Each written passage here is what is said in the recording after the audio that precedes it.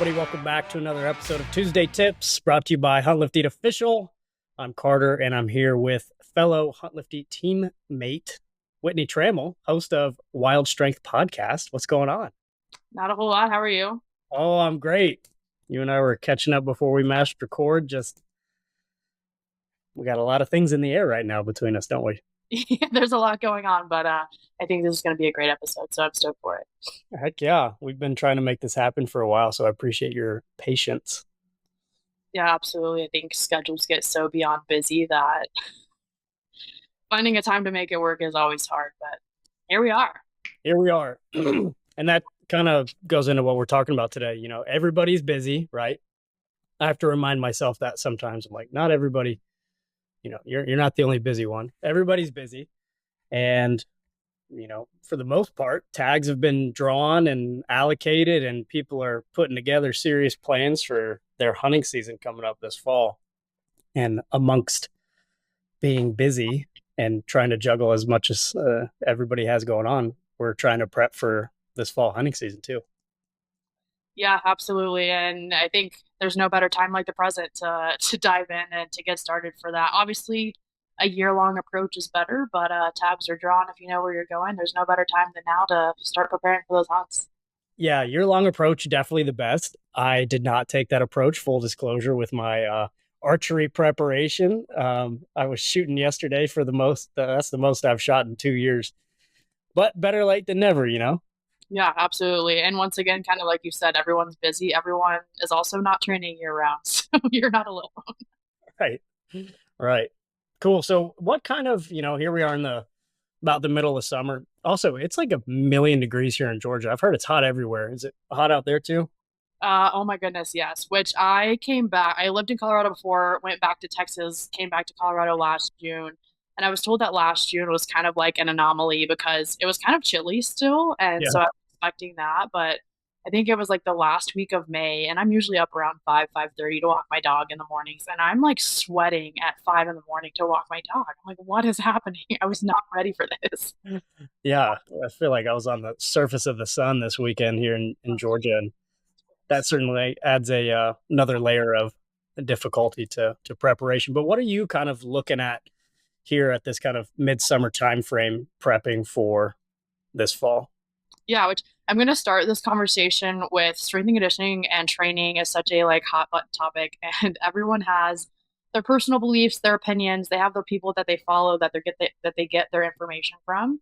And so my anything that I say is at my own disgrace and comes from just like my background as a strength and conditioning coach, and then as well as and my education and things that I've learned. So take what I say with a grain of salt. Not everybody believes in the same things, and that's okay.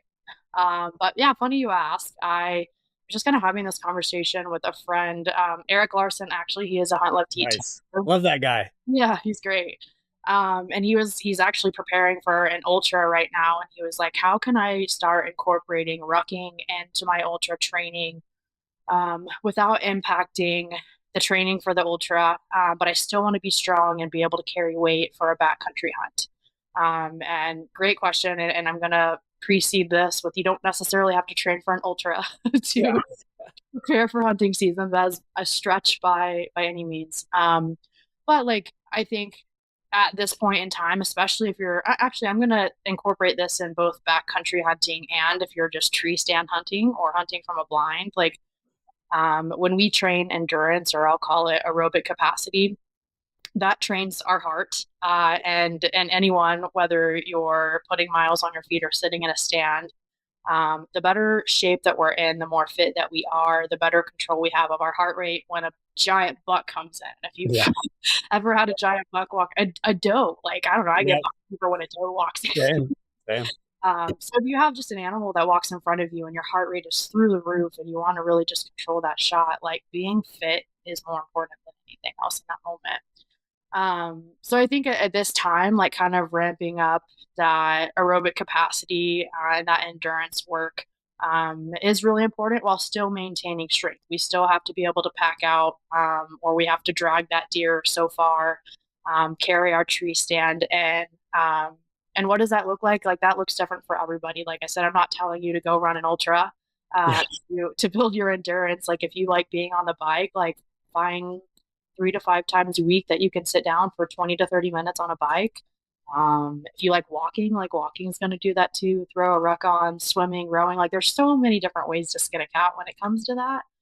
Where I think most people are just like, I hate running, so I hate cardio. Yeah. There's so many different ways to do that. And then incorporating strength still as well. Um, and that also looks different. I always say when I'm telling someone like how to prepare for a hunt, we would do like a needs analysis, just like I would do with an athlete, just like I would do. I work a lot with military, so just like I would do with a service member or whoever, and really decide like what are the biggest things. We need strength, we need endurance, that aerobic capacity. We need to have some sense of stability. Yep. Just in finding exercises that we like that cover each of those things, and then that's what we're going to include in our programs. Yeah. And I think it's very easy to fall into something that a lot of people, myself included, do sometimes, and we stay consistent with what's comfortable or what we're good at, right? Mhm. And hunting is not like you can't put all your eggs in one basket when it comes to training. You have to be well rounded to be the best that you can, with regards to the hunt in its entirety, right? You have to be able to. Sometimes you got to make that ridge or like get up there quick, and then you need to be able to have the aerobic capacity to get your breathing under control. Because sprinting to the top is cool, you're there, but now you're like redlined and you're a disaster, right? Right. And then still, thinking about Eric, like that guy's just an animal. He's good at all of it, but like Oh God, yeah. having the strength as well once you get the animal down to make packing it out as easy as possible. Really easy to not be strong enough in that scenario when quarters get heavy real quick. Right. And that's the cool thing about like there's this thing called training age, and some people may have heard of it, some may have not, but essentially your training age is how many years you've been working out for, right? So someone might be 40 years old, but their training age is two because they've only been working out for 2 years. But like the larger our training age gets, the more time we spend training, the less likely we are to lose those qualities that we've already worked on, right? So for someone like Eric who has spent time in his life working on strength, just because he's training for an ultra, that doesn't mean he's going to lose all that strength that he's developed over that time. But for someone who they've never worked out a day in their life, this is the first day that they're working out. It's kind of a scramble to like, all right, let's work in strength, endurance, power, change of direction stuff. Like let's try to microdose a little bit of all of that in your program so that way your body is at least exposed to it before you go on this hunt. But yeah, the longer that we train, the more time we spend doing that, it's really hard to lose those qualities. Yes, they can ebb and flow, and you might not always be as strong as you are when you're working on endurance. You might not always be as fast as you are when you're working on strength, but you're never going to fully lose those qualities. Yeah, 100%. And what would you say to somebody, maybe there's a listener who doesn't have a program? Because I think programming is really important. And if you need to get linked up with somebody who will evaluate your needs, like you're saying, what would you say to somebody like that who's maybe here middle of summer and could be 12, 15 weeks out from their hunt? Yeah, I think, gosh, I could approach this question from so many different ways. There are so many options out there as far as, and I'm not going to like dog on anyone that I think is bad, but there are bad options out there. So I think like to start to answer the question is like, how do we discern like what a bad option is? And I don't even want to call anything bad. Like I think at the end of the day, if you find a program that you like doing and you're going to stick to it, whether or not I think it's good or bad, like that's what's more important than anything. So The I could, consistency. right, yeah, yeah, if you're gonna stick to it, that's all that matters. So I could dog on a program, I could dog on a company or whatever, but if you stick to it and it's getting you working out and getting, by all means, do it. Like, who am I to tell you that that's wrong for you? So I think, yes, a program is important. If you're someone who like you're just now getting started and season's right around the corner, like more than anything, just get out and move, like get outside, sweat, move, do some body weight stuff, throw your pack on with some sandbags in it. Like simple always works, right? Yeah. Everyone wants the fancy program, everyone wants to do the big movements, but maybe you can't afford a coach or a trainer, or maybe you can't afford a gym membership or like a super nice gym membership. So simple always works. Like just get outside and do simple things. But if you are looking more specifically for someone, like I personally, even as a coach, I hate writing my own program. I'm usually less likely to stick to it. Yeah. Um, because I'll put something on there that I hate and I know I need to work on, and then I get to that and I'm like, I don't like it. I'm not gonna Skip. do it. Yes, yeah. So I totally get that. And if you're looking for someone who can do those things, I like in person, that's obviously going to depend. Locally, go to a gym, ask questions, right? Before you ever work with a trainer or coach, ask them, have you worked with someone once before? Do you want yourself? Yeah. Um, and try to get that sort of information on them. If you're open to finding someone online, once again, find just someone that you like because you're going to be more likely to stick to someone's program that you like, you enjoy their content, you enjoy what they're putting out, more so than someone who's telling you to do stuff that you don't like to do. So I think that's just the biggest thing. But yeah, simple always works. Just getting outside and moving is way better than like praying to God that you're able to make it to the mountain when you get Yeah. there. Yeah. I've been trying to take that approach. I've got some tendonitis in my left knee, and my just praying it goes away. It's not working, so I had to get serious about some stability and mobility work and strengthen up my knees a little bit.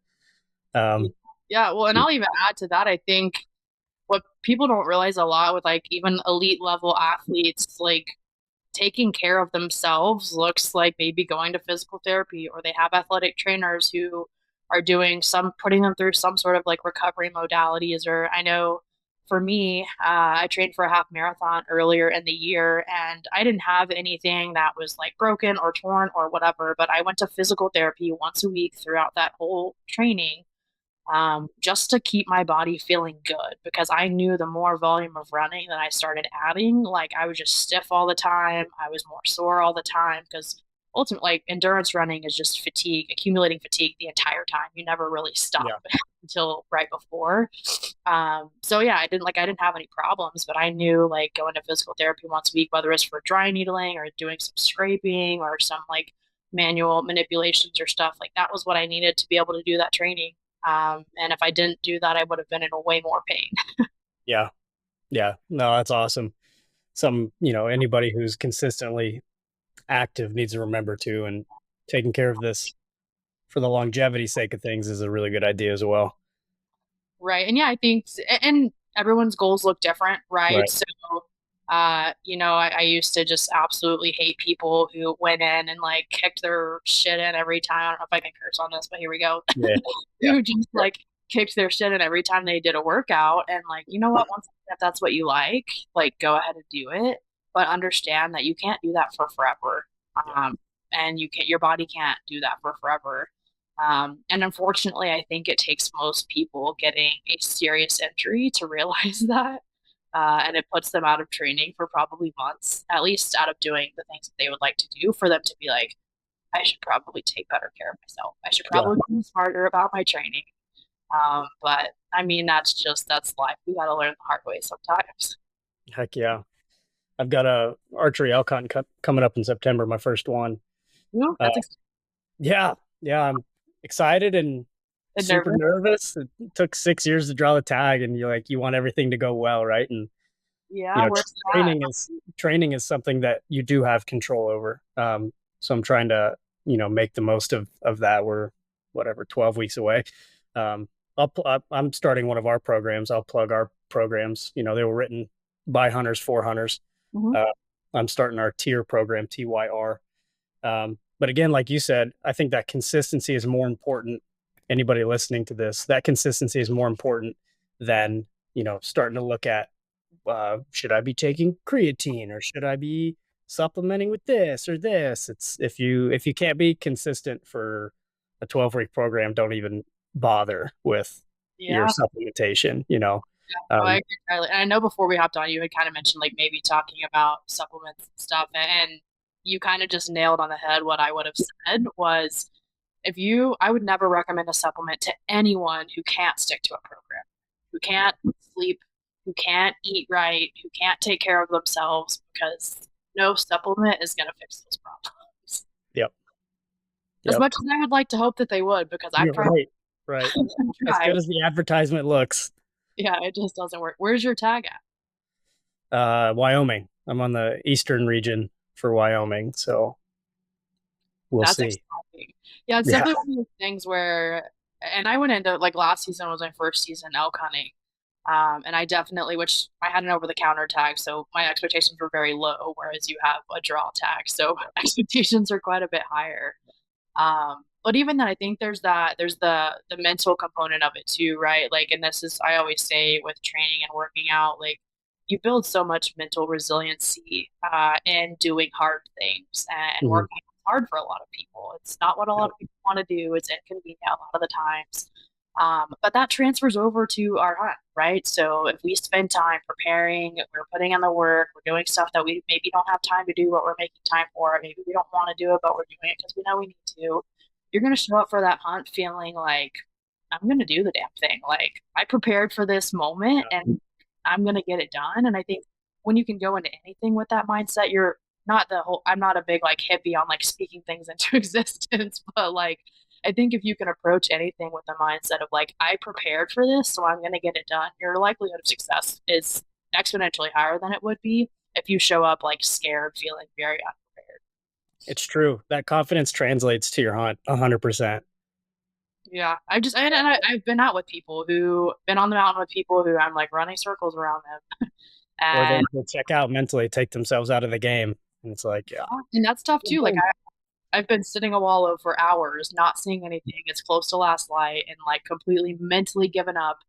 And then a giant bear comes in, and I'm like not ready and not prepared because I've Yeah, just like I was tired at that point. But that's hunting for you. that's hunting for sure. Heck That's yeah. exciting. I'm excited for your tag, and hopefully that goes well for you. I know. Fingers crossed. We'll see. Do you What have? You don't even have to share this, but do you have like intel out there, or are you just gonna go out there? my intel is called Gabe Martinez. Yeah, somehow I knew that was coming. So I have the best intel. Yes. Luke Gabe drew the same tag, so we're going to be going up there, and that'll be my first experience chasing them with a bow. So we're in good hands. Oh yeah, Gabe's awesome, and I was asking him the other day about like antelope tags because that's high on my list, and I know there's great antelope hunting out there. Um, Yeah, Hopefully, people don't go bombarding him after this, but I'm sure he would love that, honestly. So it's true. He we'll lives for it. What are see. you chasing this fall? Oh geez, I drew a limited bear tag out here. I like I said, I was sitting that wallow last year and just had that massive bear come in, and I'm on a bear mission. That's Not if tag, yeah. I get my bear and I don't get anything else, like I'm gonna be the happiest person alive. So I drew a limited bear tag out here. I have a deer tag, buck tag in Arizona. Um, I might be going to Kodiak for a blacktail hunt. Very cool. That's on the market, and I'll be going with two other Hunt Lift Deep people, so that'll be exciting. That's my dream hunt, Kodiak blacktail. Same. I just want to go to Kodiak just to be there, but Yeah, to be able to hunt will be amazing. So that's that one's what. probably on the docket. And then I found out like a month or two ago, I guess my mom has a family friend in Missouri. And we're going to be doing some whitetail hunting in Missouri. So kind of got a busy stacked season. And if everything plays out, that would be great. But I learned the hard way last year that it is very possible you don't fill a single tag. So It happens. It um, happens. I'm not going in with any expectations, but best case scenario, I harvest each of those. Heck yeah, could be a hell of a season. Good luck to you.